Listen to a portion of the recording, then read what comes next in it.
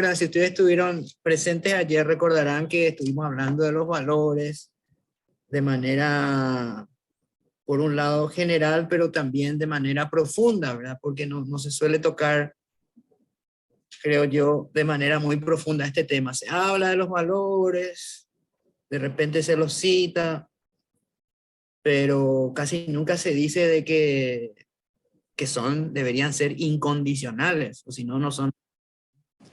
Casi nunca se habla de que son los factores de desarrollo más importantes que existen, de que son los factores de felicidad, de paz, de libertad, que son capacidades que se desarrollan, ¿verdad? Y que pasan a ser parte de nuestra propia identidad y que no podemos hablar de valores como algo que tenemos, sino que como algo que somos. Bueno, no se suele hablar en esos términos y ayer lo hicimos. Y nos complace mucho que podamos llegar a hablar en esos términos porque significa que caminamos hacia la excelencia. ¿Por qué? ¿Qué será la excelencia? La excelencia no es simplemente las cosas bien hechas.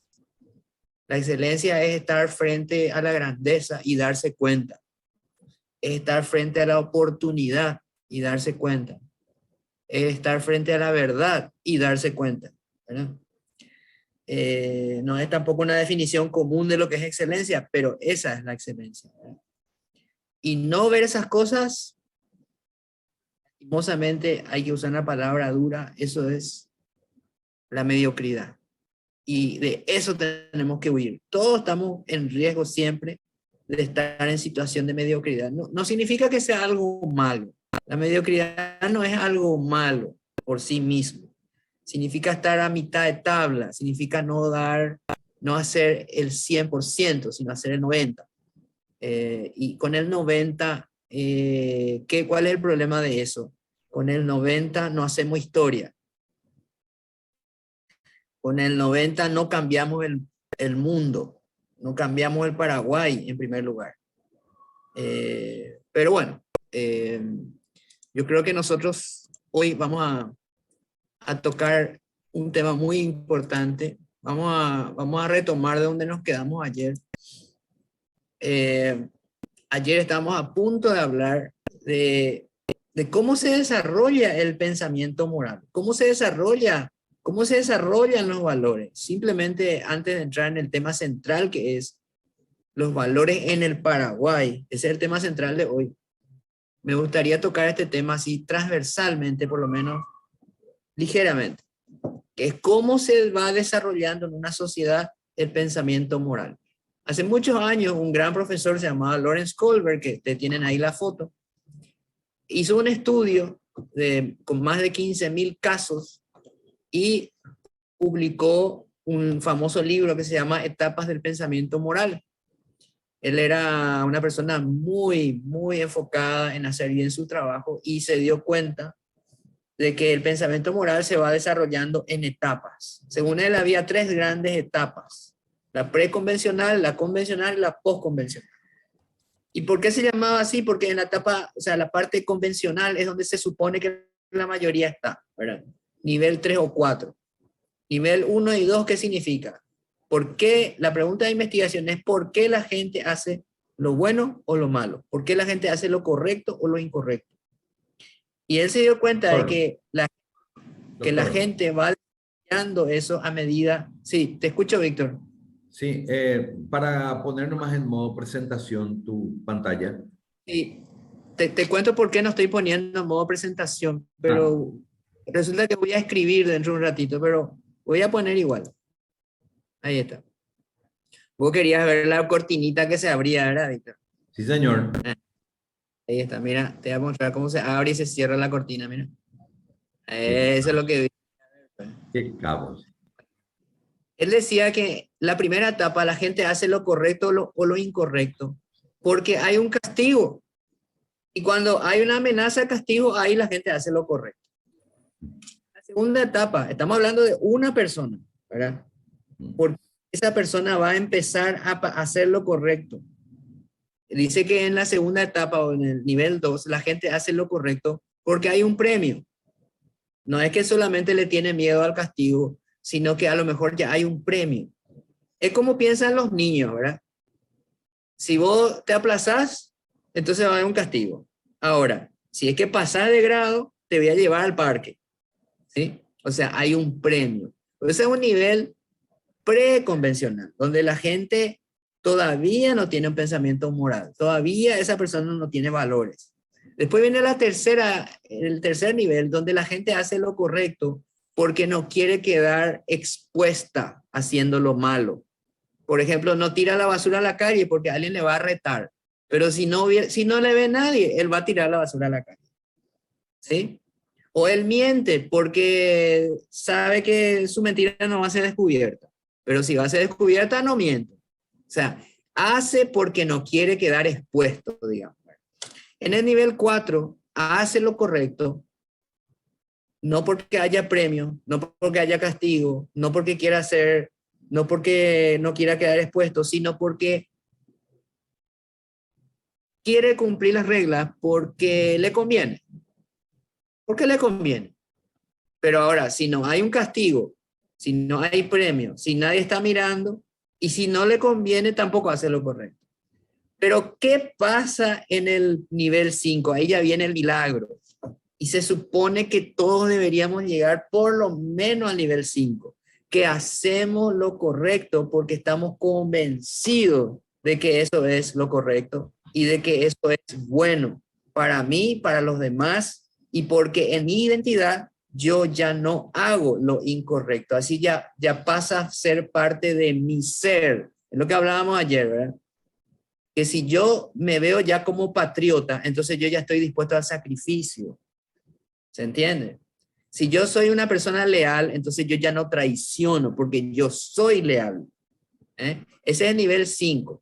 Y luego viene el nivel 6, donde muy poca gente puede llegar, pero se puede también llegar, que la persona incluso ya está dispuesta a un gran sacrificio por los demás. Ya pierde interés en sus propios intereses. Ya no le interesa su propia comodidad ni sus recursos, no. El yo ya desaparece, aparece en la sociedad, aparece el bien de los demás. Ahí tenemos que llegar todos. Sin embargo, hay una realidad que no todos llegan ahí. Y en las sociedades funciona de la misma forma. Fíjense lo interesante que es el análisis de Lawrence Kohlberg, ¿verdad? Y a medida que se va desarrollando ese pensamiento moral, se desarrolla la empatía, la responsabilidad, el respeto, el pensamiento crítico y todos los demás valores asentados en la identidad. Bueno, y bueno, yo no quisiera ya ir más que a lo que nos toma hoy como tema central, ¿verdad? Que es que hablar de los valores del Paraguay. Acuérdense que sin valores todo está en riesgo, la familia, la democracia, las instituciones, todo es vulnerable, todo es injusto, todo tiende a la violencia, ¿sí? Por eso es que es tan importante desarrollar valores. Y así, esto podemos hablar en otra oportunidad. Una frase que ayer, ¿se acuerda, Víctor, que no pude recordar esta frase? Sí. Entonces me fui a buscarla. Sí. Marcel Proust era un escritor francés que escribió un libro famoso, se llama En busca del tiempo perdido. Y ahí hay una frase que siempre me gustó.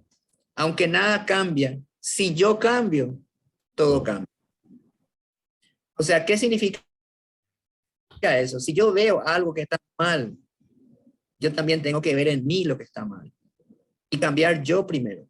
Y si yo cambié, entonces yo ya hice mi parte. Es más, yo ya empiezo a ver las cosas distintas una vez que yo cambio. Eso es una frase muy profunda. ¿Verdad? Una pregunta antes de entrar en el tema central. ¿Pueden todos tener valores? Nunca se hicieron esa pregunta. ¿Puede el 100% de las personas tener valores? ¿O es que siempre va a haber gente que no puede desarrollar valores? A propósito, les traje una foto de un famoso asesino en serie que se llamaba Ted Bundy. Uno de los casos en Estados Unidos, y a partir de ahí, a partir de él, se empezó a estudiar una condición psicológica o psiquiátrica, mejor dicho, que se llama psicopatía. ¿Qué es un psicópata? Es una persona que no puede sentir empatía por otros. Es una persona que si es violenta, puede ser muy cruel, puede ser un asesino. Pero no necesariamente todos los psicópatas son asesinos, pero sí todos los psicópatas son mentirosos, manipuladores, narcisistas, crean un caos en la sociedad. Y acá les voy a dar algo que les va a preocupar mucho. Y ahí les voy a pedir que hagamos un cálculo juntos. El 10% de la población del Paraguay, ¿cuánto es? ¿700.000? Bueno, Ya un poco más. quizás más, ¿verdad? Vamos a decir Sí. 700.000. Bueno, podría haber en Paraguay, solamente en Paraguay, entre 100.000 y 350.000 psicópatas. Ojo, Wow. ¿qué significa eso? Que el porcentaje de la población que podría llegar a ser psicópata es del 5%. ¿Sí? Eso es muchísimo, eso es como cifra máxima. Como cifra mínima podría ser un 2%. ¿Y esto qué significa? Que hay muchas personas que no pueden ya sentir empatía porque tienen una condición biológica que les impide tener empatía. Y la empatía es la base de muchos valores, o sea, el hecho de ponerse en el lugar del otro. Hay de hecho en psicología lo que se llama la triada oscura, que es, hay una condición que se llama maquiavelismo. Son personas que tienden al mal. Otra que se llama narcisismo y otra que se llama la psicopatía. Entonces, todo eso, padres, maestros, tienen que estar en conocimiento. Yo conozco matrimonios en los cuales una persona es psicópata y realmente es un infierno. Porque esa persona no puede sentir ningún tipo de remordimiento, ningún tipo de autocrítica, no tienen autocrítica, y le hacen realmente sufrir mucho a los demás. Aparte son muy encantadores, ¿verdad? Cuando quieren, son muy manipuladores, tienen un concepto de sí mismos muy elevado. En fin, otro día hablamos de estas cosas, ¿verdad? Pero en síntesis, no todos pueden tener valores. Porque hay condiciones, también, ojo, que hay gente que ha sufrido abusos, hay gente que ha sufrido, que ha nacido en familias muy disfuncionales, que han sido muy maltratados, y a esas personas les cuesta mucho desarrollar valores. Pero como decía Sócrates, el secreto del cambio es enfocar toda nuestra energía, no en luchar contra lo viejo, sino en construir lo nuevo. Entonces nosotros tenemos que construir sobre lo que tenemos y hacer algo nuevo, ¿verdad? Y nosotros, como decía Gandhi, tenemos que ser el cambio que queremos ver en el mundo. Ahora, entrando ya en terreno paraguayo, ¿verdad? Nosotros en el Paraguay vemos de que a lo largo de la historia mucha gente ha ejemplificado nuestros 12 valores. ¿Por qué digo 12 valores? Porque sabemos que hay más. Pero hace poco del MEC salió una resolución que después les puedo pasar, que habla de que hay 12 valores que hay que trabajar en el sistema educativo. Son el patriotismo, la responsabilidad, etc. Vamos a ir viendo uno a uno y yo voy a tratar medio sobre la marcha nomás de ir poniendo ejemplos, no solo de qué es ese valor, sino de quién podemos recordar en la historia que ha ejemplificado ese valor. Primer valor de todo, para mí el más importante, el amor. El amor, señores, no es un sentimiento. Por eso los griegos tenían varias palabras para poder distinguir una situación de otra. Nosotros, por ejemplo, hablamos de amor a las mascotas, hablamos de amor a la pareja, hablamos de amor a los hijos, pero hablamos de amor a la patria, pero todos son distintos, ¿verdad? Los griegos no, los griegos tenían 3 palabras que ejemplificaban distintas cosas. Porque el amor a un hijo no es lo mismo que el amor a la pareja, ¿no es cierto? El amor a la patria tampoco es lo mismo que el amor a la pareja. Entonces, ¿qué decían ellos? Bueno, el eros, así decían, es el amor físico, ¿verdad? El amor que tiene un componente sexual incluso. Eros. Por eso por eso existe la palabra erótico, ¿verdad? Referido al sexo. Para el amor de estima entre seres humanos, ¿sí? Que no tiene nada que ver con la pareja, pero puede ser muy fuerte, como el amor que le tenemos a los hijos, al amigo, al hermano, a los padres. Los griegos decían fileo, ¿sí? Fileo.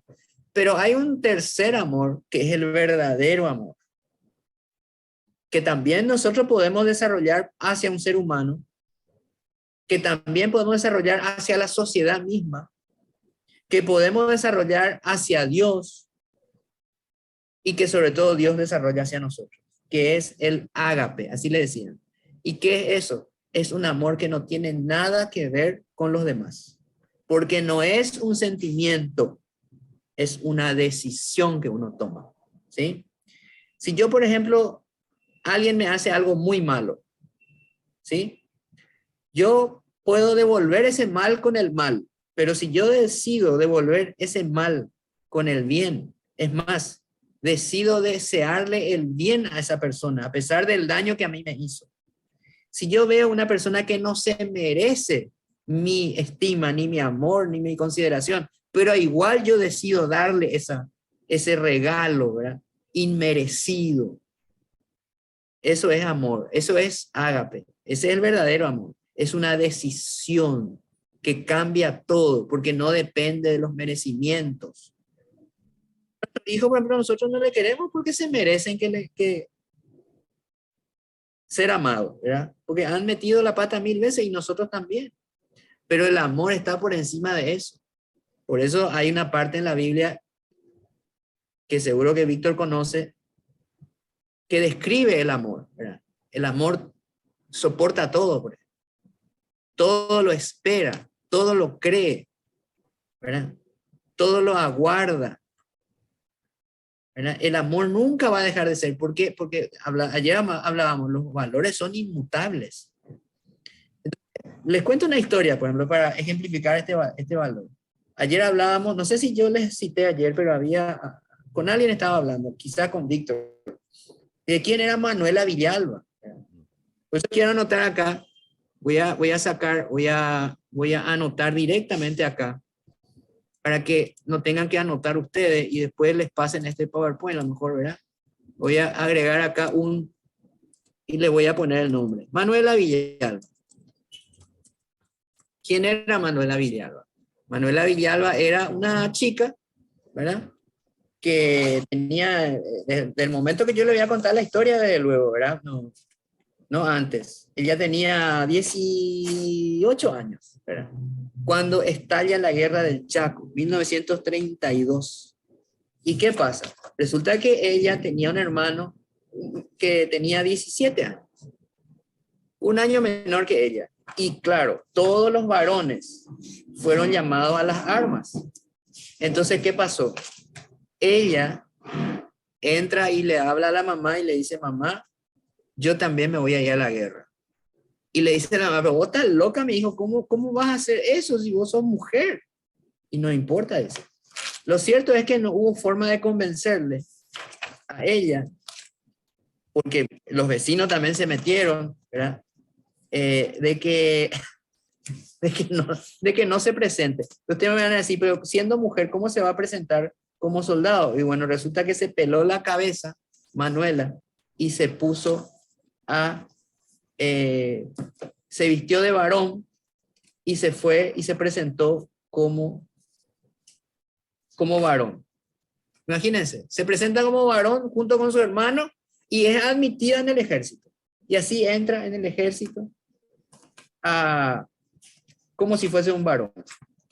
Y claro, es enviada lógicamente al Chaco y ahí ella destaca en la batalla de Boquerón, que fue la primera gran batalla, victoria paraguaya, pero a un costo extraordinariamente alto en términos de pérdida de vidas, ¿verdad? Y fue realmente una actuación destacada de ambos, sobre todo de ella. Y así pasaron los meses, pasó un año, también estuvo en otras batallas como en Gondra. ¿Y qué pasa? Nadie se dio cuenta de que ella era una mujer. Imagínense. Hasta que sucede algo impensable. su mamá cae enferma y le llega una carta a ella de que la mamá estaba muy enferma. Entonces ella decide salir de donde está, porque ella no iba a conseguir un permiso. Entonces sale del cuartel y se va, y su hermano también le acompaña, porque él tampoco le quería dejar sola, y se van a llegar hasta su casa. Pero eso era casi imposible. Ellos estaban en el medio del Chaco Central y la mamá vivía donde hoy se llama San Roque González Santa Cruz, o sea, ahí conocen por la ruta 1, ¿verdad? Y claro, caen presos de una patrulla paraguaya que los considera desertores porque ellos no sabían qué estaba pasando. Lo único que ellos encontraron eran dos soldados, dos soldados caminando en el medio de la nada y aparecían como si fueran desertores, pero realmente no lo eran. Entonces, ¿qué pasa? Son una corte marcial y son declarados desertores y por lo tanto, en tiempo de guerra, ¿qué se hace con el desertor? Pues fusilamiento. Le ponen a Manuela y a su hermano frente al pelotón de fusilamiento y cuando iban a salir los disparos del pelotón de fusilamiento, su hermano pega un grito y dice: no, no le maten, es mi hermana, es mujer. Claro, todo el mundo sorprendido y el coronel Irrazábal, esto sucedió en Nanagua, el coronel Irrazábal ordena al doctor Silvio Lofrucio, se llamaba, que haga una inspección, a ver si era verdad que existía la mínima posibilidad, según ellos, de que esa persona sea una mujer. Y efectivamente, se trataba de Manuela Villalba. Entonces esa corte marcial se transformó en una corte, pero que le ascendió a ambos y que le condecoró como héroe de guerra a una mujer llamada Manuela Villalba. Imagínense, ¿y por qué nosotros le ponemos acá para ejemplificar el amor? ¿Y por qué se presenta a ella como soldado? Por amor a su hermano. ¿Por qué ella se convierte en héroe de guerra en Boquerón, en Gondra, en Nanagua, en la primera batalla? Porque combatía ferozmente por amor a la patria. ¿Y por qué decide dejar el cuartel?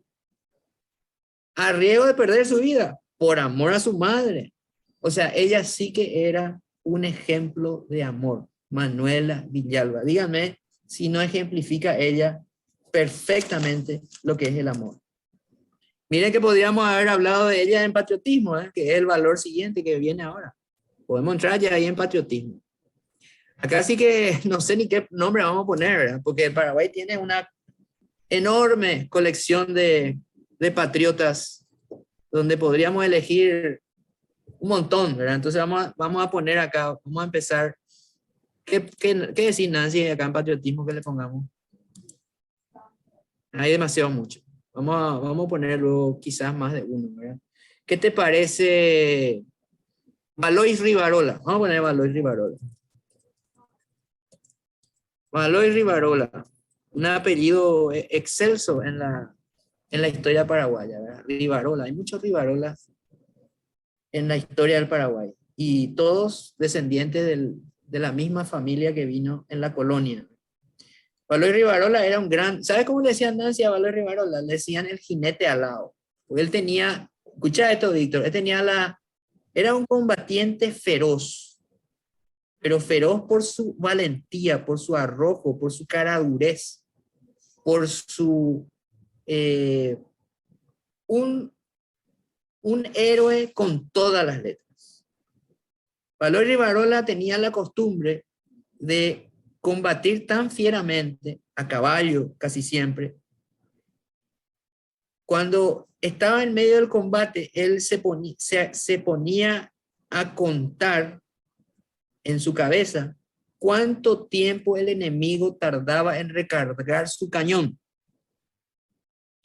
Entonces vamos a suponer que él decía, bueno, tardan 10 segundos o 15 segundos en recargar. Recarga. Entonces, ¿qué hacía él? Cuando disparaba, arremetía contra el cañón. Y tenía esos 15 segundos para llegar, porque sabía bien que si no llegaba, no iba a poder hacer lo que él estaba planeando, que era saltar encima del cañón con su caballo. Por eso le decían el jinete al lado. Y cuando llegaba ahí al otro lado, le atropellaba a toda esa unidad enemiga y se ponía a combatir con ellos. Imagínense, imagínense eso. O sea, eso la gente no dimensiona lo que significa. Imagínense. Entonces dice, y los brasileños tenían terror, pánico. Y claro, aquel que sobresalía como Valor Rivarola siempre se exponía a las balas enemigas porque a él nomás le disparaban, ¿verdad? Y una de esas balas realmente hizo impacto en la batalla de Bahú y recibió un disparo acá y dice que le sacó una parte acá, la parte delantera del cuello y la mandíbula inferior, ¿verdad? Le hizo volar esto. Entonces era muy impresionante ver un jinete todo ensangrentado y sin una parte del cuello y la mandíbula. Y aún así seguía combatiendo. Y ustedes saben que en ese diciembre del 69, del 68, perdón, diciembre del 69 ya, fue lo que los brasileños llaman la desembrada. ¿Qué era la desembrada? Que las grandes batallas al sur de Asunción, donde hoy es Villeta, Tonoró, Lomas Valentinas, esas grandes, Abaí, o sea, esas grandes batallas donde desapareció el ejército paraguayo. Es más, la última batalla fue después de esto, y en esa última batalla, ya en 21 de diciembre del 69,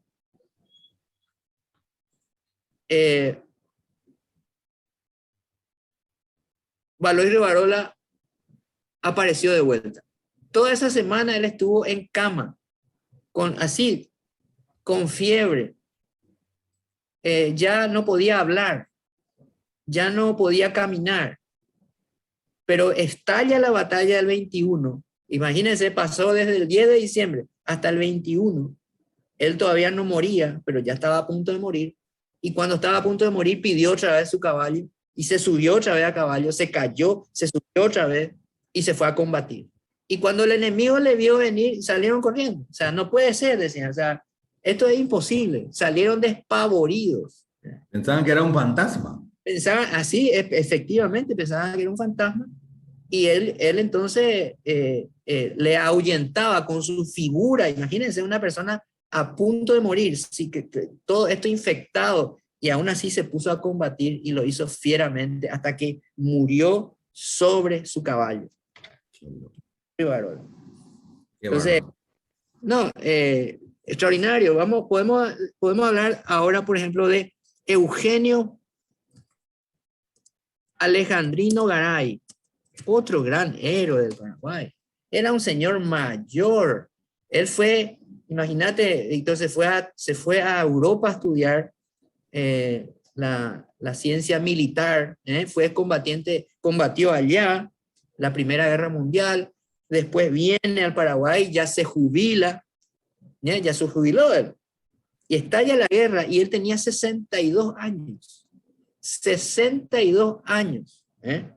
Que no es lo mismo de los 62 años de hoy. Estamos hablando de 62 años cuando no había medicación contra la hipertensión, cuando no había los hipoglucemiantes, cuando tu colesterol subía y ya subió, ya está, ya te moría nomás ya, ¿verdad?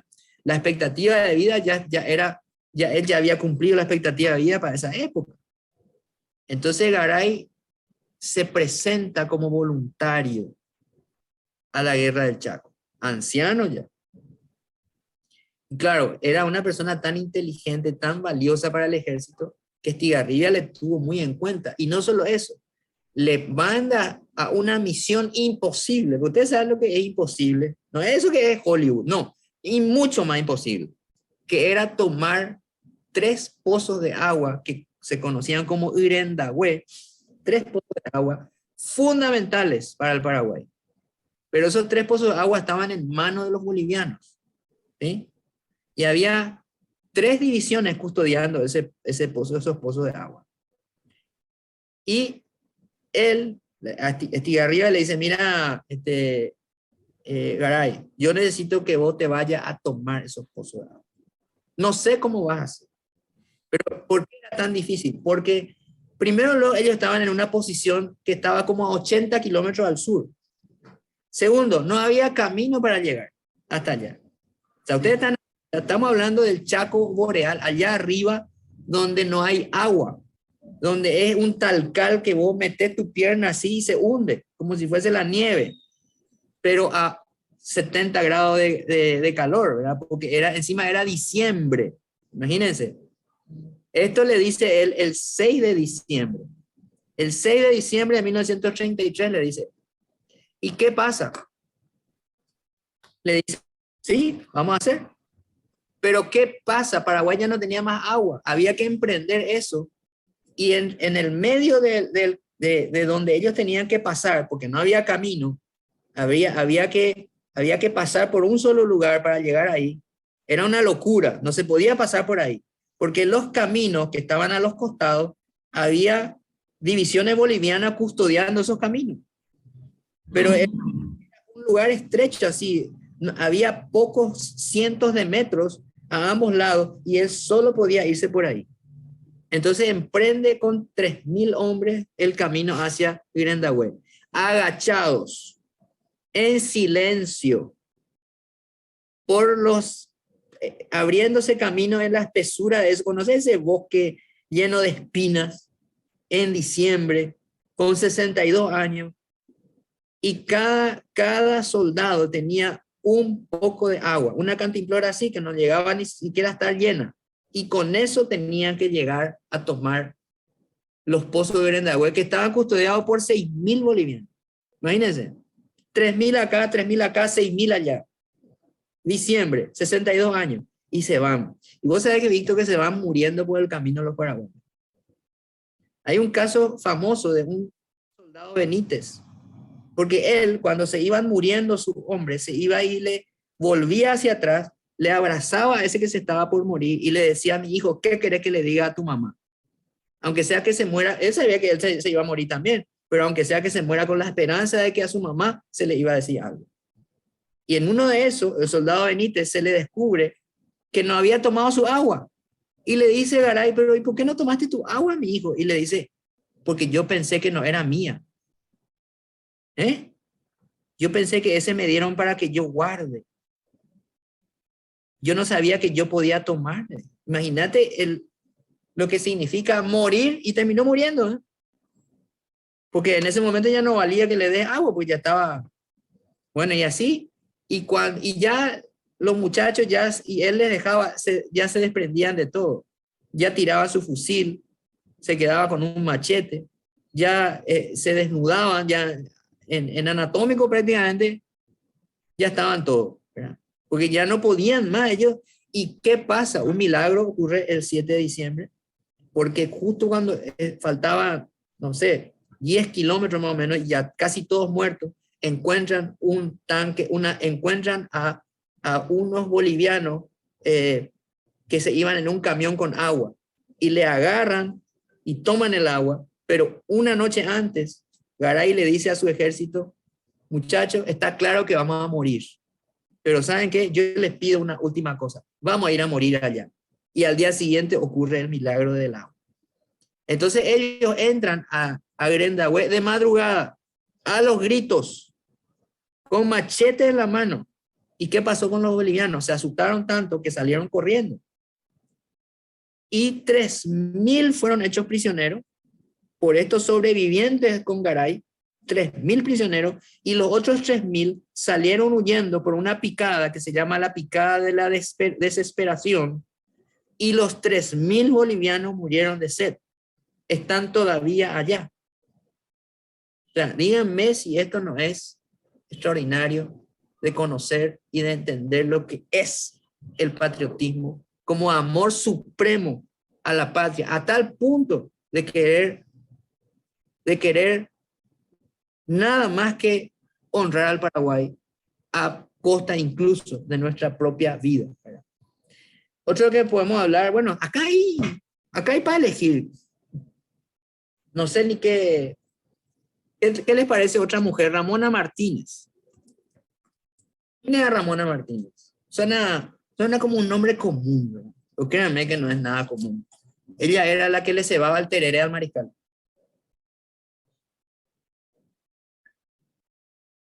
Era una criada. Tenía 15 años en 1870. O sea, y en una de esas batallas de la Desembrada, en la batalla de Tonoró, claro, el desastre era enorme, enorme, enorme, muertos, muertos, muertos por todos lados. Y ella ve que los paraguayos estaban muriendo por miles. Entonces ella agarra y a, le grita al comandante Silvestre Aveiro, se llamaba. Le grita que le pase una espada. Y Aveiro le saca una espada a uno de los muertos y le da a ella. Y ella entra en combate con 15 años. Y tan fieramente combatía que los enemigos de a poco, ante la sorpresa de lo que significaba la valentía de esta niña, ¿verdad? Empezaron a quedarse ya quietos, porque el respeto que ella generaba con su valentía, ella le gritaba a los heridos de muerte que se levanten a pelear por el Paraguay. Imagínense. Y vos sabés que Víctor, él de repente se queda ya en silencio y quieto, porque el respeto que generaba esta chica era más grande que las ganas de matarlos. Y se quedaron quietos. Prácticamente ella fue la única sobreviviente. Y vos sabés que ella les tenía ahí enfrente a ellos. Y ella con su... ligó acá ligó un sablazo. Estaba totalmente ensangrentada. Y vos sabés que ella con su espada en la mano se abre camino entre ellos. Y ellos abren así un corredor para que ella pase. Y ella caminando sale del campo de batalla triunfante porque su carácter fue más grande. O sea que ella sobrevivió a la guerra, Víctor, y llegó a ser una anciana, murió a los 92 años. Ramona Martínez. Y hoy, lastimosamente por nuestra falta de memoria, muy poco conocemos de eso. Muy poco. Entonces podemos ir, yo a lo mejor no me debería quedar tanto tiempo acá, pero yo antes de venir anoté acá otros, ¿verdad? Luisa Valiente, Silvio Petiró. ¿Quién era Luisa Valiente? Luisa Valiente era una señora. Escuchen esto. Se le acerca en ese momento era coronel, en ese momento era general, no era mariscal, Estigarribia. Fue el día, por acá cerca pasaba el desfile de la Victoria, acá por Mariscal Estigarribia justamente.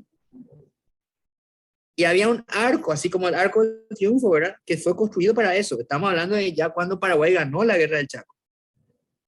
Y ese día de agosto de 1935 se hizo el desfile de la Victoria. Y se le acerca esta señora a Estigarribia y, claro, los guardias le pararon, no podía llegar hasta él, pero finalmente logra llegar hasta él. Y le dice, mi general, le puedo abrazar, y le abraza. Y él, al lado de él estaba la esposa, la esposa de Estigarribia, que murió con él finalmente en un accidente aéreo. Julia Cueto Estigarribia se llama, Julia Miranda Cueto. Y al otro lado, al lado de Estigarribia también estaba el presidente, que era Eusebio Ayala. Y Luisa Valiente le abraza en aquel entonces general Estigarribia. Y le dice, mi general, yo le felicito. Le felicito porque hemos ganado la guerra. Fue una gran victoria. Solo tengo algo que pedirle. Le pido que todo este sacrificio valga la pena. Porque yo, mi general, perdí a mis 7 hijos en la guerra. ¿Qué te parece? 7 hijos perdidos en la guerra. O sea, aquí hubo un gran, voy a poner acá, ya para que se acuerden, Tuiza Valiente. Fue un gran sacrificio, ¿verdad? No se olviden que todo el pueblo, toda la ciudad de Piribehuí, por ejemplo, un ejemplo más, murió peleando en un solo día. Era la capital del Paraguay, porque Paraguay tuvo 4 capitales. Primero Asunción, pues saqueada, se mudó a Luque, cayó Luque, se mudó la capital a Piribehuí, cayó Piribehuí, se mudó a Caraguatagüe, o sea, fue la última capital del Paraguay. Entonces, en Piribehuí, el jueves 12 de agosto de 1869, todo el pueblo murió peleando en la trinchera construida por los alumnos de los colegios. Al frente estaba un maestro, se llamaba Fermín López. Y así murieron 900 ahí en la trinchera y otros 600 que murieron también, estaban enfermos, era el hospital. Y el enemigo quemó el hospital. O sea, los encerró ahí y los quemó vivos. Imagínense. Entonces, el patriotismo, claro, el patriotismo es un valor, es una forma de amor a la tierra donde uno eligió vivir. No necesariamente uno nace en un lugar, pero uno elige un lugar. Y uno elige el patriotismo. Lo que pasa es que acá nosotros estamos contando asuntos trágicos del patriotismo, pero el patriotismo se ve cuando a lo que le pasa al Paraguay nos duele, cuando las cosas malas nos duelen, cuando alguien habla mal de nuestro país, cuando uno acepta una coima, es un acto de antipatriotismo. No es solamente un acto de deshonestidad, es un acto de antipatriotismo. Porque no hay nada más alejado del egoísmo que el patriotismo. No confundir con el nacionalismo, es otra cosa, es una ideología. Patriotismo no es una ideología, es un amor puro, porque es sacrificio puro, por el bien, por la verdad. En fin, no quiero quedarme acá, podríamos seguir, por ahí al final volvemos, si hay tiempo, y le agregamos más nombres, ¿verdad? Entonces, vamos a ver cuál es el siguiente valor, el respeto. Voy a poner acá, respeto. ¿A quién le podemos poner como respeto? Bueno, vamos a ponerle a otro gran héroe, si les parece. Se llamaba José Matías Vado, el famoso Capitán Vado. ¿Quién era el Capitán Vado? Bueno, era yo diría pilarense, a pesar que no nació en Pilar, nació en Guasucuá, que queda ahí muy cerquita. Pero según Oleari era pilarense, ¿verdad? Pero aunque sabemos que nació en Guasucuá. Dice que era un muchacho altísimo, ¿verdad? Altísimo, probablemente cerca de 2 metros, o quizás hasta más, ¿verdad? Y era muy jovencito, pero era muy fuerte. Su característica física más importante no es que era muy blanco, muy alto, sino muy fuerte. Y tenía él una técnica de combate tan extraordinaria, porque aparte de su arrojo, su valor, todo como Valor Rivarola también, nos hace acordar a él, ¿verdad? Pero Vado tenía la característica de que cuando agarraba la espada, tenía tanta fuerza con su espada, que le decapitaba al enemigo. O sea, al darle un sablazo, no es que le cortaba el cuello nomás, sino que le salía volando la cabeza, y por eso le decían el destronchador de cabezas. Todo esto lo sabemos porque Oleari fue entrevistando a los sobrevivientes de la guerra, y todos coincidían en la historia de José Matías Vado. Y dice que Vado, ante esa característica, dice que el mariscal le empezó a tomar, a mirar, ¿verdad? Y le llama a Vado. Y se entrevista con Vado y se da cuenta del valor que tiene este muchacho y le pone al frente de un grupo especial, que era una especie de grupo comando, que se llamaban los Acamorotí, porque tenían una pluma blanca en el casco. Y bueno, era un grupo de élite, digamos, ¿verdad? Así como existía el batallón 40 al mando de Díaz, deberíamos hablar de Díaz también, ¿verdad? De José Duigis Díaz, digo, ¿verdad? Así también existía los Acamorotí, que era el grupo de élite. Bueno, al frente de los Acámoros era historia, hacía historia. Y él, aparte, fue comandado, o sea, el López le pide que se convierta en un espía. Y fue el primer espía paraguayo notable, porque él, la técnica de Vado era impresionante. Él se metía, a como dé lugar, se metía a territorio enemigo a escuchar, a anotar, a robar documentos, ¿verdad? Al principio nadie le creía porque venía con un documento y decía, pero ¿de dónde vos sacaste esto? Y no, entré de ahí y tal, ¿verdad? Y noche tras noche hacía lo mismo, ¿verdad? Después otra técnica era ir con 2 o 3 de sus compañeros y apresarle a los guardias, a los guardias enemigos que estaban custodiando el cuartel enemigo, le apresaba, le hacía desaparecer en el medio de la noche, ¿verdad? Y le llevaban al cuartel paraguayo. Y ahí él le sacaba la ropa al brasilero o al argentino y se ponía él la ropa de ellos, y con esa ropa, pretendiendo ser brasilero, pretendiendo ser argentino, se metía a territorio enemigo. Se ponía un kepi así.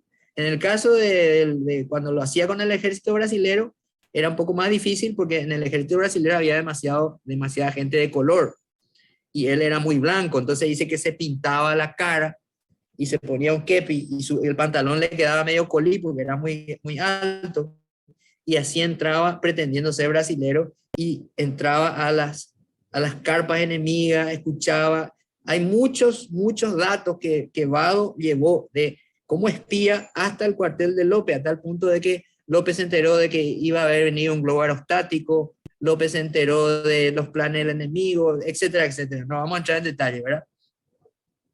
Pero ¿qué pasa? Este muchacho ya se empezó a hacer famoso. Inclusive él adiestraba caballos para poder que el caballo haga un círculo, y él se escondía detrás del caballo y que haga un círculo para que él se acerque al enemigo y sí que el enemigo lo perciba, y cuando ya estaba ahí cerca se incorporaba él y le agarraba y le sometía a los soldados enemigos, ¿verdad? Era una cosa de película.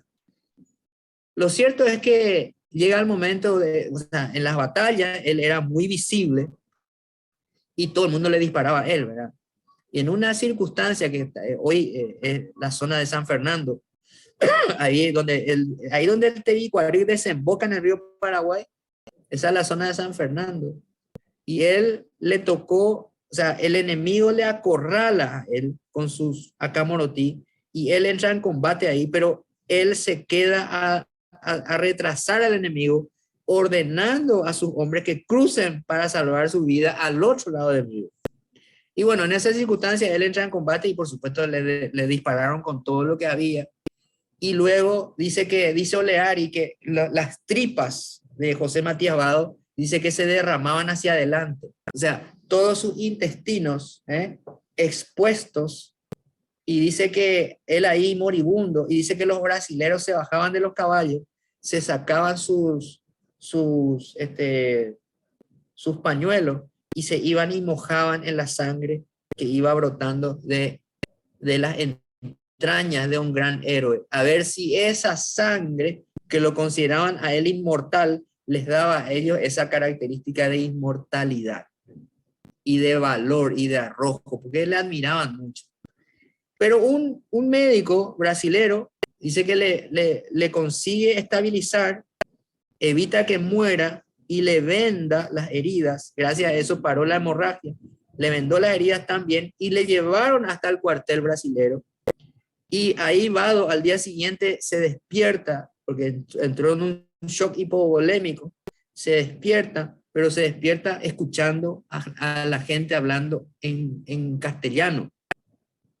Y él no entendía porque escuchaba el castellano y escuchaba el portugués. Y había sido que ahí había paraguayos que luego se hicieron famosos en la consideración nacional porque eran unos paraguayos que venían en contra del Paraguay. Era la Legión Paraguaya.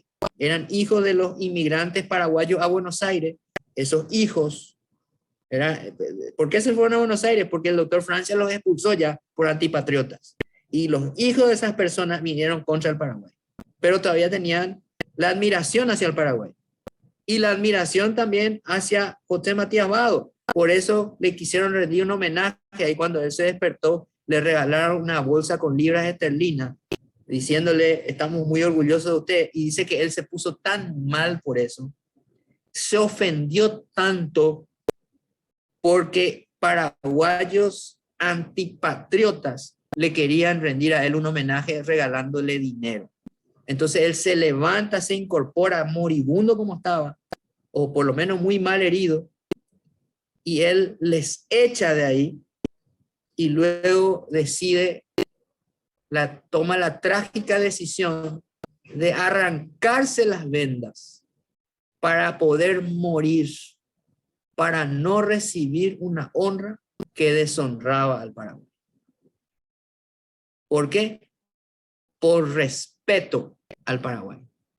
O sea, él prefirió morir que faltarle el respeto al Paraguay. José Matías Vado. Y podemos ir a lo mejor a otro valor, la responsabilidad. Acá, ¿qué es la responsabilidad? A lo mejor no estamos, ¿qué es lo que era el respeto? Definimos el amor, pero no definimos el respeto. El respeto es eso, el respeto es tener en consideración aquello que uno considera valioso, es parecido a la honra, el respeto, es considerar a esa otra parte, puede ser una persona, puede ser un país, considerarlo como valioso y que nuestra conducta se alinee a esa circunstancia. Un ejemplo de responsabilidad podría ser, por ejemplo, podría ser, hay una historia, voy a tratar de acordarme. La responsabilidad. Había un lingüista, historiador, que se llamaba Kurt Unger, filósofo también, que decía que una de las características más importantes de los guaraníes era la responsabilidad. La responsabilidad tomada. Dice que ellos, la palabra empeñada, la responsabilidad tomada, era algo extraordinario. A lo mejor como responsabilidad podemos poner acá al soldado Benítez. ¿Se acuerdan? Ese que murió por no tomar agua, porque creyó que esa agua no era de él. ¿Verdad? Como responsabilidad podemos ponerle también a José Eduvigis Díaz. José Eduvigis Díaz fue un gran héroe también. Él fue uno de los ideólogos de la construcción de las trincheras en Curupaytí. Él era el que estaba al frente, él fue quizás el primer miembro de la policía paraguaya. ¿Por qué? Porque el batallón 40 es el origen. ¿Qué era el batallón 40? Era un regimiento de élite del Paraguay y él estaba al frente. Por ejemplo, una vez López le llama, escucha esta, Víctor, una vez López le llama a Díaz y le dice: Díaz, en un almuerzo era, con otros oficiales, y le dice: Díaz, yo quiero escucharle a ustedes a ver cómo nosotros vamos a ganar esta guerra y a atender la idea del general Díaz. Le dice: usted me da 10 hombres y me da un barco, una chata, y yo con esos 10 hombres me voy a ir a Río de Janeiro. Y de noche vamos a entrar al Palacio Imperial y le vamos a secuestrar a Pedro II. Y cuando le secuestremos a Pedro II, nosotros vamos a poner los términos de la guerra. O sea, imagínate lo que le estaba sugiriendo al Mariscal López. Imagínate lo que le estaba sugiriendo. Bueno, tan grande fue este héroe, ¿verdad? 1000 batallas, que cuando en un momento dado, cuando el enemigo se asustó con lo que pasó en Curupaytí, ¿qué pasó en Curupaytí? Imagínense, voy a contar nomás cómo terminó. De un lado, nosotros tuvimos 23 muertos. Del otro lado, hubo 9000. O sea, así terminó la batalla. Imagínense. Entonces, se asustaron ellos. Y hubo un periodo de 2 años prácticamente que hubo como un status quo, ¿verdad?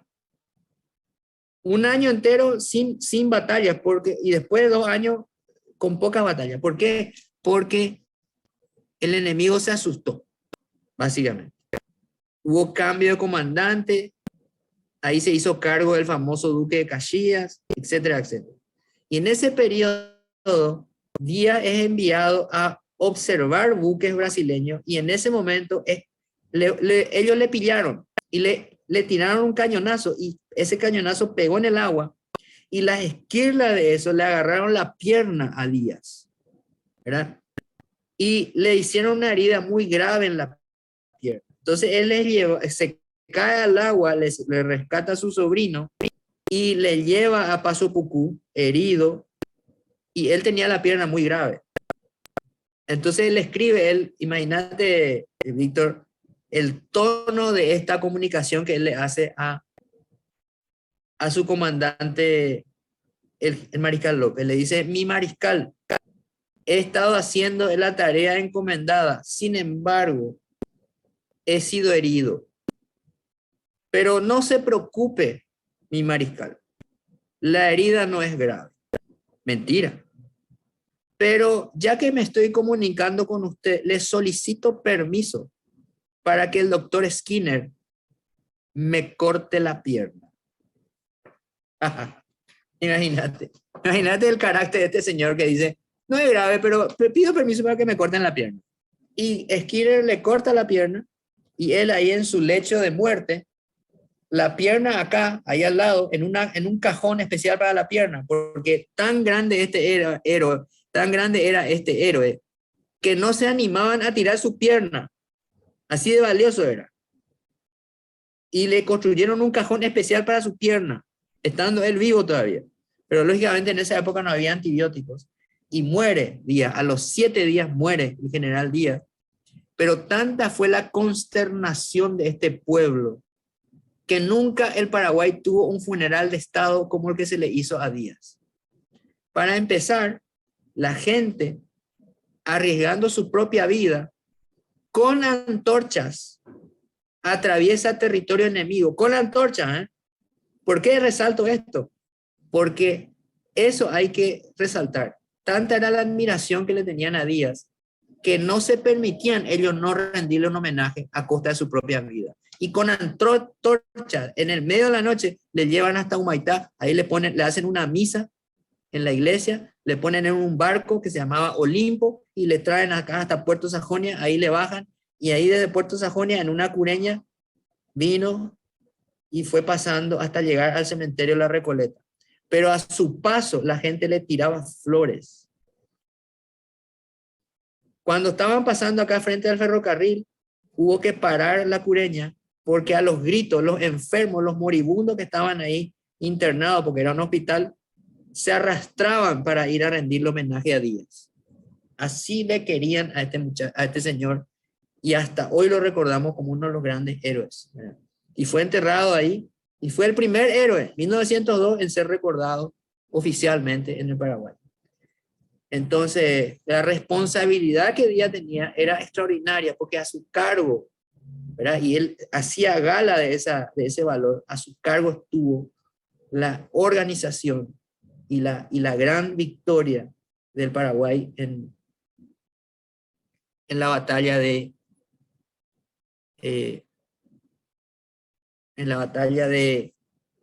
Curupaytí.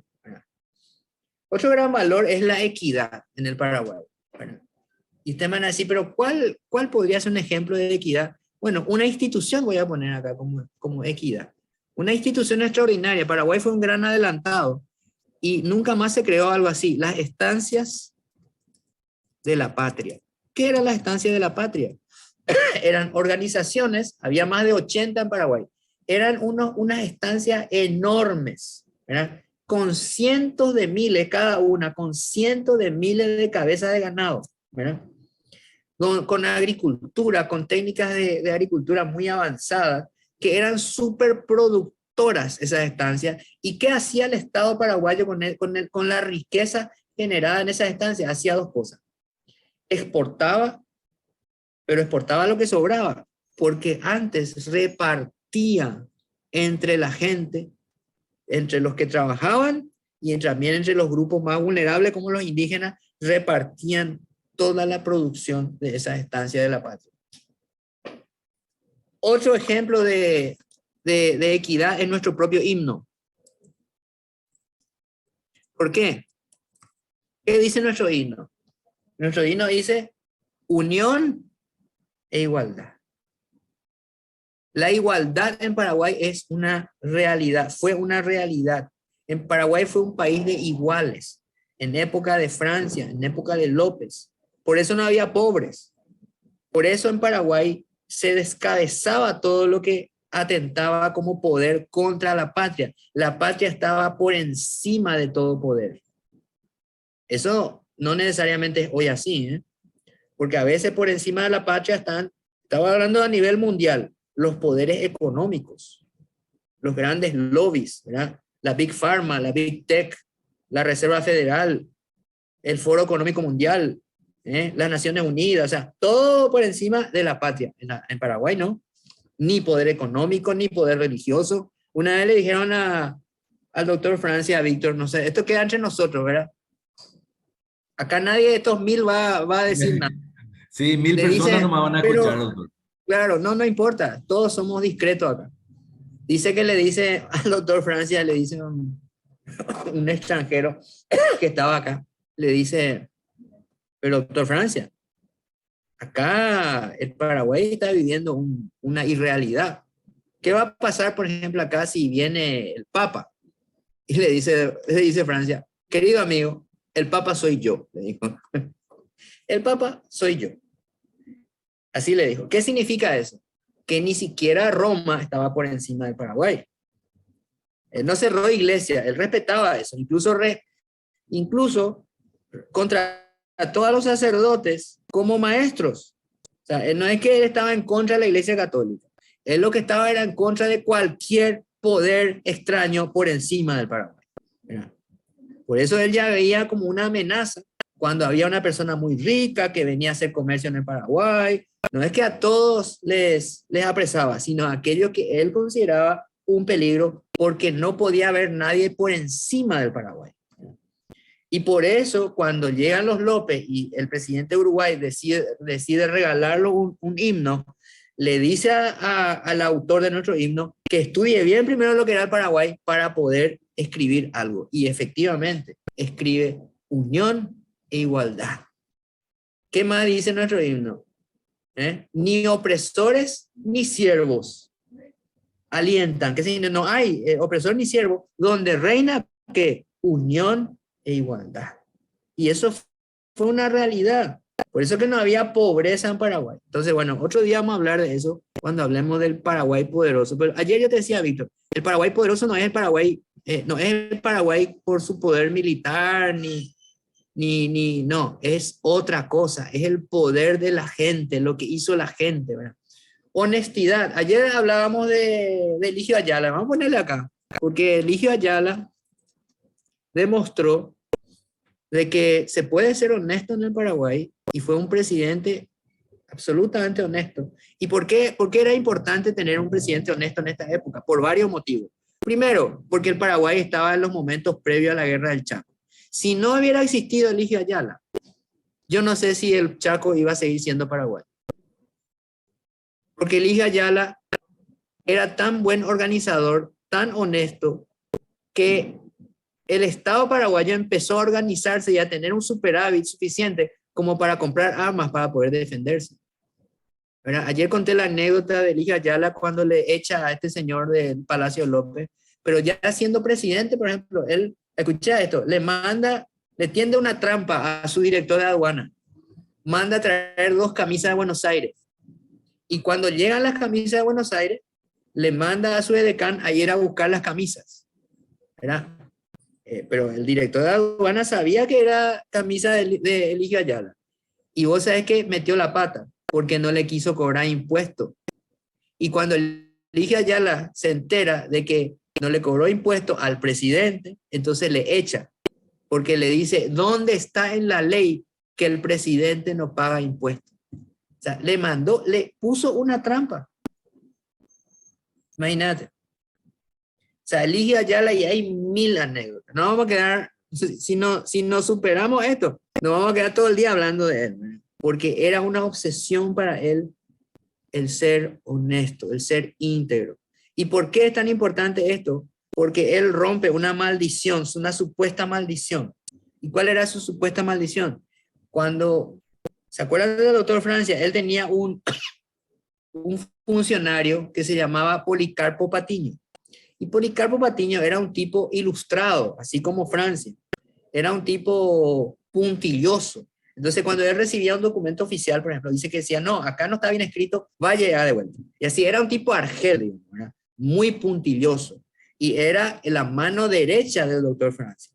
El cargo era fiel de fechos, así se llamaba el cargo, fiel de fechos. Vendría a ser como una especie de administrador general, una mezcla de escribano mayor con administrador general, ¿no? Lo cierto es que cuando muere Francia, él tenía la esperanza, este Policarpo, tenía la esperanza de que él le iban a nombrar como dictador, como presidente. Pero no ocurrió, porque era tan argel que los militares no querían saber nada de él. Es más, le mandaron preso. Entonces él, estando preso, y esto es real, se suicida. De la rabia que tenía, se suicida. Y según algunos, ¿verdad?, escribe una nota de suicidio en la cual le manda una maldición al Paraguay. Y esa maldición decía, literalmente, de que el Paraguay por siempre iba a ser gobernado por la por la cleptocracia. ¿Qué es la cleptocracia? El gobierno de los ladrones. Entonces mucha gente creía en eso hasta que llegó Eligio Ayala. Es más, Roa Bastos le da, en su novela El Yo Supremo, le da un texto a esa maldición supuesta. Pero bueno, se probó que no, que el Paraguay no es el país de los corruptos y que no tiene por qué gobernar ninguna cleptocracia. Eligio Ayala. Bueno, vamos a superar porque si no, no podemos. Ya que estamos y nuestro siguiente valor es la integridad, vamos a contar otra cosa que tiene que ver con Eligio Ayala. Y que tiene que ver con un gran héroe también. Se llamaba José Bozano. ¿Quién era José Bozano? Era un tipo con una inteligencia y un patriotismo superior. Era hijo de italianos. Acá cerquita nomás nació, en Loma San Jerónimo. Y él era novio, escuchen esto, era novio de Virginia Cardoso. ¿Quién era Virginia Cardoso? La hija de un gran historiador, la hija de un gran educador paraguayo, el pedagogo más grande que tuvo el Paraguay, que se llamaba Ramón Indalecio Cardoso. Y hermana también, Virginia, de Efraín Cardoso, el gran historiador. ¿Y por qué resalto que era novio de Virginia? Porque, escuchen esto, él era miembro del ejército, mejor dicho, miembro de la Marina. Él era un guardia marina y siendo guardia marina se va a Estados Unidos, es aceptado porque era tan inteligente en la mejor universidad del mundo, el Instituto Tecnológico de Massachusetts, el famoso MIT. Y ahí estudia ingeniería naval y se recibe de ingeniero naval y de piloto de la Fuerza Aérea también, ¿verdad? Piloto naval con brevet en Estados Unidos. Y siendo ingeniero naval, hace su tesis doctoral y su tesis doctoral fue los planos de dos grandes barcos que después se construyeron, el Humaitá y el Paraguay, las grandes cañoneras del Paraguay. ¿Qué es una cañonera? Es lo mismo que un destructor en el mar, eso es una cañonera en el río, digamos, ¿no? Y estos planos, cuando vuelve él al Paraguay, se gradúa con honores y le presenta al presidente Eligio Ayala, ¿verdad? 1928. Y Ayala sabiendo, ¿verdad? En realidad en el 27 le presentó, sabiendo Ayala de que la guerra iba a estallar, con mucha cautela, ¿verdad? Porque le dice a Bozano, bueno, esto vamos a construir, pero usted no puede irse a Europa así directamente. Yo le voy a mandar a Europa, pero hay que buscar una cobertura, hay que crear una historia, un relato para que usted vaya. ¿Por qué? Porque en Europa está lleno de espías bolivianos. Y no pueden enterarse ellos que nosotros vamos a construir estos dos barcos, porque estos dos barcos van a ser la diferencia en la guerra, y efectivamente fueron la diferencia en la guerra. Si no era por estos dos barcos, el río iba a caer. Paraguay no iba a poder mantener el Chaco. Entonces le dice a Bozano, Bozano, usted se va a ir, ¿usted tiene novia? Sí. ¿Cómo se llama? Virginia Gallardo. Ah, Virginia Gallardo, Virginia Cardoso. Y le dice, ¿usted se va a casar? Y no sé, le dice, sí, se va a casar. Le dice. O sea, le dice, vos te vas a casar y te vas a ir de luna de miel a Europa. Y a eso te va a ir a Europa, ¿verdad? Entonces se casa, Bozano se va a Europa, y estando allá empieza a buscar quién iba a construir los barcos, ¿verdad? Va a Inglaterra, va a Francia, y siempre estaba el peligro de los espías bolivianos. Llega a Génova, que era la ciudad donde nació su papá, y ahí en Génova le convence a un astillero que construya los barcos, pero hubo que convencerle en una reunión tremenda donde el astillero le decía, no, esto no puede ser porque no podemos poner un motor tan potente, con tan bajo calado, que consuma tan poco combustible como usted quiere, con tanto poder de fuego como usted quiere y tal, pero él se impuso a almirantes italianos, ¿verdad?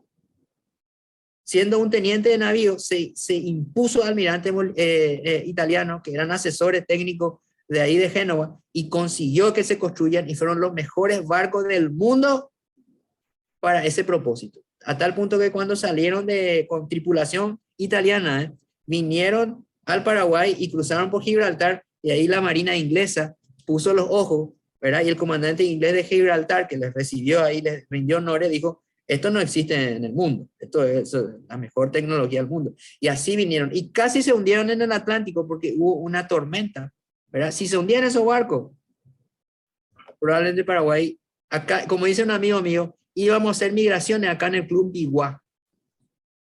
Si se hundían esos barcos, íbamos a hacer migraciones acá en el Club Biguá, porque Bolivia iba a ser acá nomás.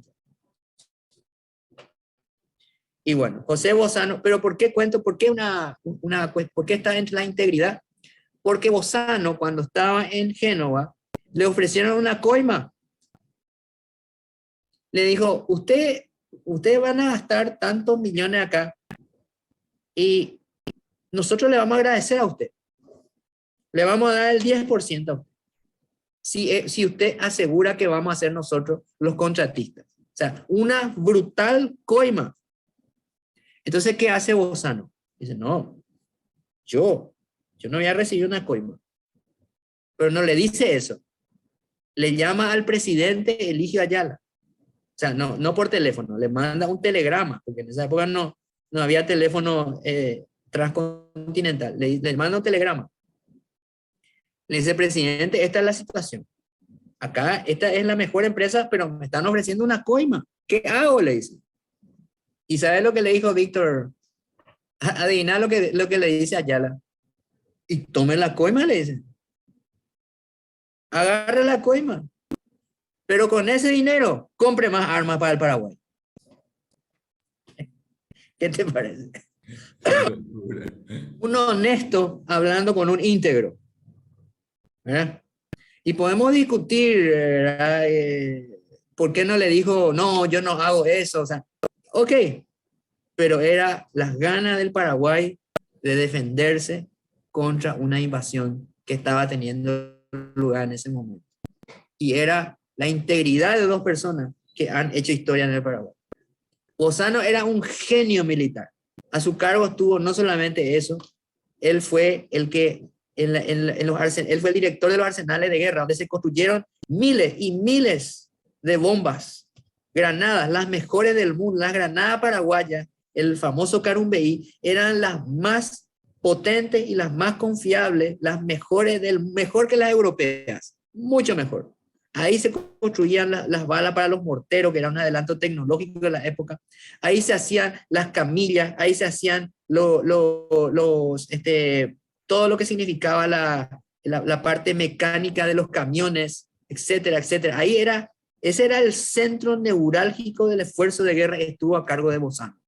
O sea, podemos hablar horas de Bozano. Bozano, ahora hace poco, hace 2 meses por ahí, fue ascendido póstumamente a contraalmirante Contraalmirante José Bozano, ya no podemos más decir capitán José Bozano. Contraalmirante José Bozano. Bueno, amistad.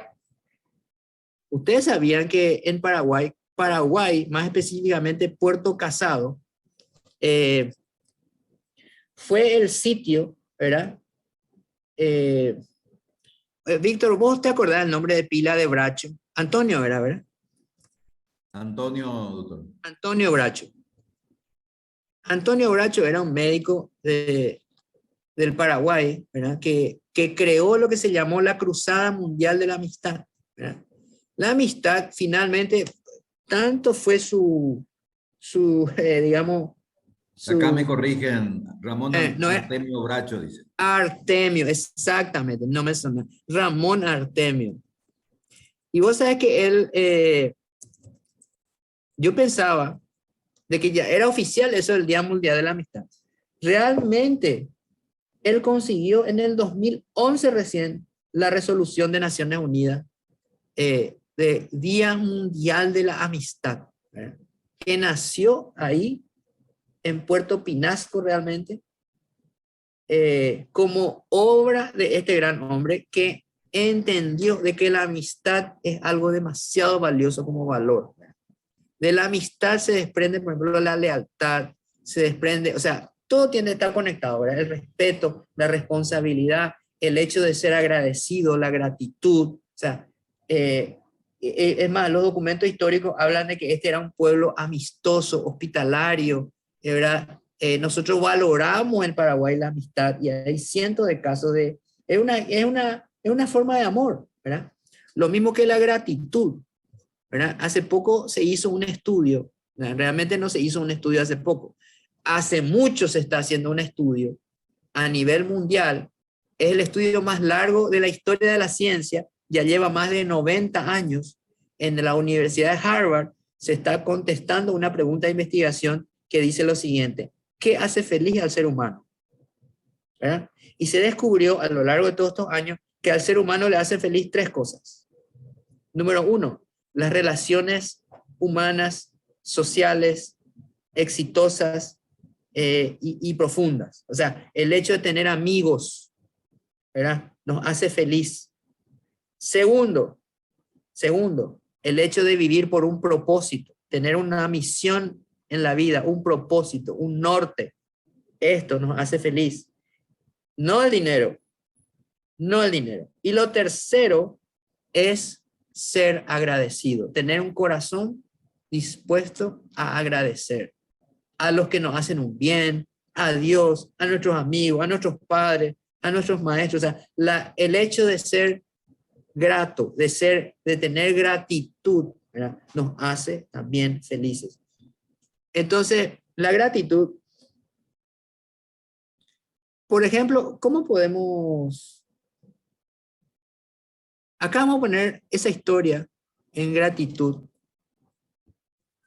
Las antorchas en honor a Díaz. ¿Se acuerdan? Sí. Eso, ¿por qué lo hicieron? Por gratitud. Fue uno de los días más difíciles para el mariscal López, para Madame Lynch, para toda la gente que rodeaba en ese momento al mariscal. Fue la desaparición de Díaz. Hubo un dolor tan grande en el Paraguay que no había consuelo para la gente. Realmente no había consuelo. Otro valor muy grande, estoy acelerando un poquito, Víctor, porque se nos está yendo el tiempo para poder dejar un momento para las preguntas, ¿verdad? Otro gran valor es la libertad, ¿verdad? Muy poca gente comprende que la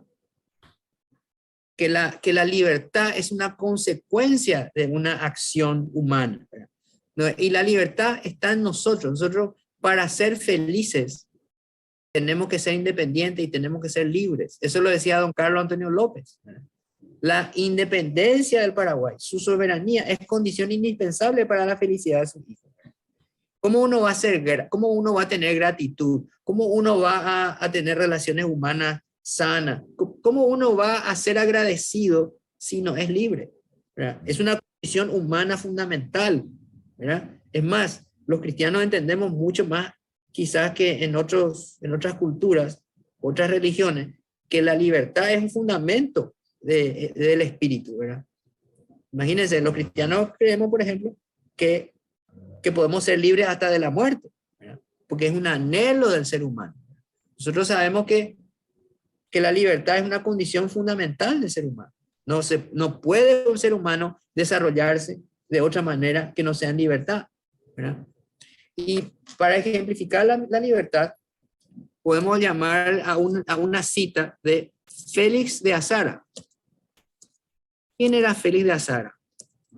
Era un español que vino al Paraguay en el siglo XVIII y empezó a estudiar toda América, no solo el Paraguay. Era un cartógrafo militar, naturalista, científico, y vino él y empezó a recorrer toda América y dijo dos cosas muy importantes. Aparte de todo lo que escribió, él describió las especies nativas del Paraguay, el carpincho, el yaguareté, bueno, a todo él le dibujaba, le ponía, era una persona muy detallista. Y cuando iba recorriendo América, se dio cuenta de algo. Dijo, el único lugar, el único país con una cultura propia es el Paraguay. Ese es el único lugar. Es más, decía él, los paraguayos aman la libertad. ¿Y dónde viven en libertad? En sus estancias, en sus granjas, en sus campos, porque ahí gozan de plena libertad, porque no les falta nada, porque saben hacer de todo. Entonces, la libertad es algo fundamental para el ser humano. Un ser humano no puede desarrollarse si no está en libertad, si no puede autodeterminarse. Pero la libertad es una conquista. ¿Cómo una persona va a ser libre si no sabe sostenerse? Y una nación tampoco puede ser libre si no puede generar su propia energía, su propio alimento, su propia cultura. O sea, el hecho de ser nosotros capaces nos hace libres. Sí, aquel que no es capaz no puede ser libre. Ojo. Entonces, Félix de Azara hablaba eso en su escrito, ¿verdad? Y la solidaridad, otro gran valor, acá tenemos, está la tolerancia, justo arrastré acá. La solidaridad es un gran valor del Paraguay también. Y ahí quizás deberíamos hablar de las madrinas de guerra. ¿Quiénes eran las madrinas de guerra? En realidad había varios grupos. Estaban las madrinas de guerra, las damas de la caridad. Estaban también, ¿cómo se llamaba? Las enfermeras sanitarias. Había, bueno, a todas, ¿saben cómo le decían a todas? Le decían a todos los grupos. Le decían los ángeles del Señor. Así le decían. ¿Quiénes eran estas personas? Eran unas mujeres que se ofrecieron de voluntarias para ser enfermeras, camilleras, para ser costureras. Es más, hay nombres gloriosos acá en nuestra historia, como por ejemplo Sinforosa Galeano de Ruiz Díaz. No, mejor dicho, Sinforosa Galeano de Díaz de Bedoya. Una mujer extraordinaria. Hay otra que fue después, ¿te acordás, Víctor, de la esposa de Laíno, Rafaela Guanes de Laíno? Bueno, hay una señora que es ascendiente de ella, que es Rafaela Machaín de Guanes, ¿verdad?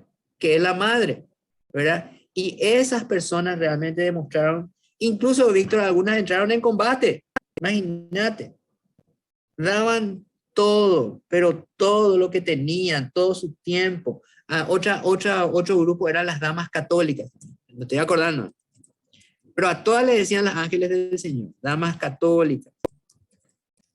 Me estoy acordando, las brigadas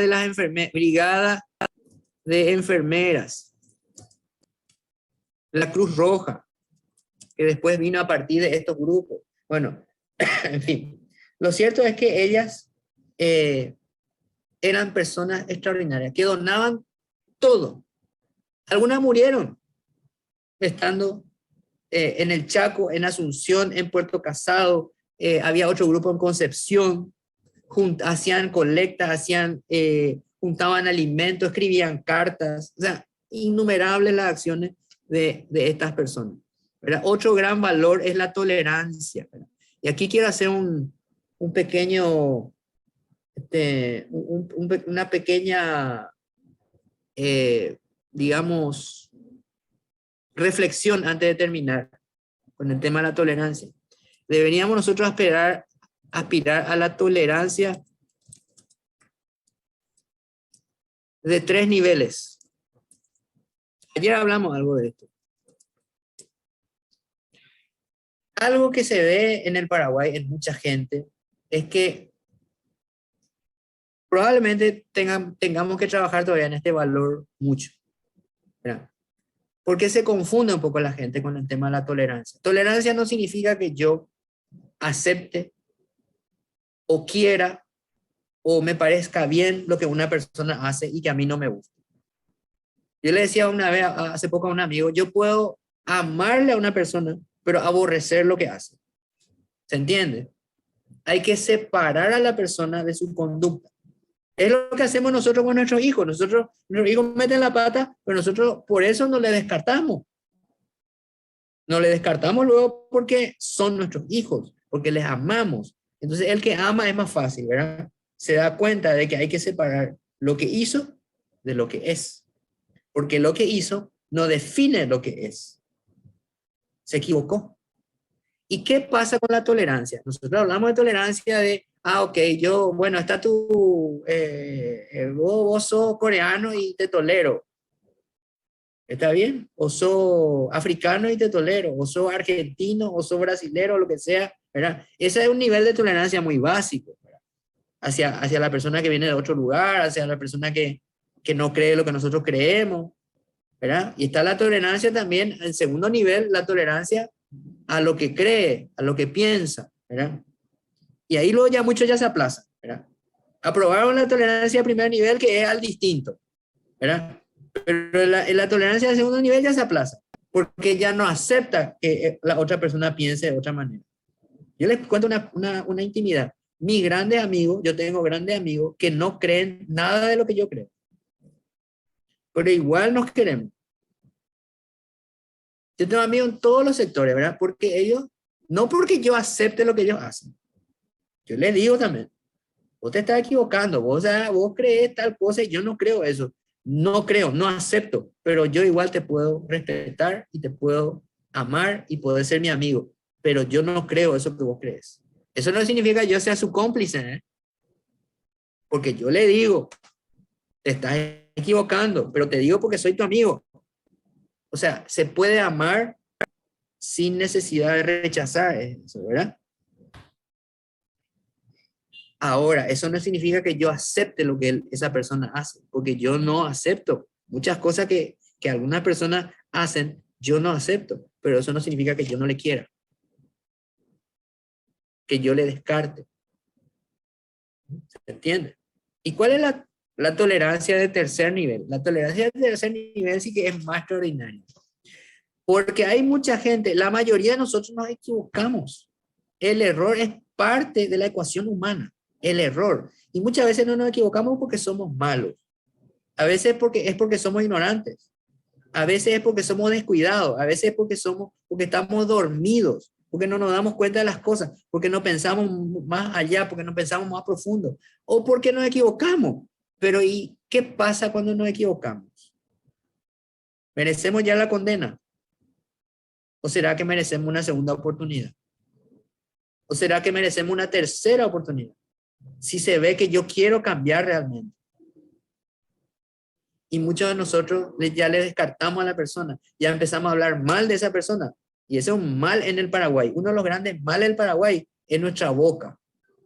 Hablamos mal de la gente, ¿verdad? En vez de darle otra oportunidad, en vez de decir, bueno, él se equivocó, pero yo creo que es una gran persona. O se equivocó, pero estoy seguro que va a salir adelante. No, le condenamos porque somos intolerantes al error ajeno.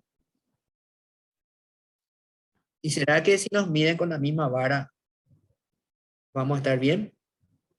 Cuando nosotros nos equivocamos, ¿verdad?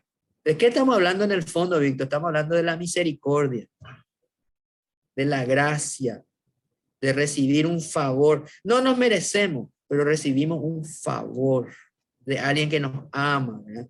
De la gracia. Ahora la pregunta que nos tenemos que hacer, Víctor, es, ahora que ya tenemos nuestros 12 valores, ¿qué estamos dispuestos a hacer para comprometernos a vivir en un país mejor?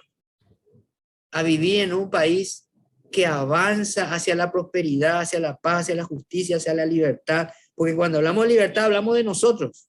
No estamos hablando de un club de fútbol, ¿eh? Estamos hablando de nuestro futuro, del futuro de nuestros hijos. ¿Qué estamos dispuestos? Yo les hago una... ¿Qué te parece, Víctor, si le hacemos un desafío acá a los participantes? ¿Por qué no escribimos ahí? Me encanta. Vamos a escribir en el chat. Vamos a escribir en el chat. Yo también voy a escribir. Yo me comprometo a... Mira.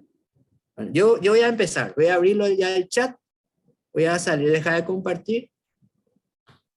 Voy a abrir el chat y voy a escribir ahí, ¿verdad? Acá ahora yo voy a escribir. Cada uno que escriba lo suyo, ¿verdad? Yo me comprometo a seguir hablando de valores y a hacer lo imposible por vivir esos valores de los cuales estoy hablando. ¿Qué significa? Ya escribí también, doctor, ya escribí también, yo me comprometo. Dale, ahí ya puse, pum, ahí ya se va. Ahí ya. Me comprometo a seguir hablando de valores y hacer lo imposible por vivir esos valores de los cuales estoy hablando. O sea, yo voy a hablar de honestidad, pero yo voy a vivir ese valor.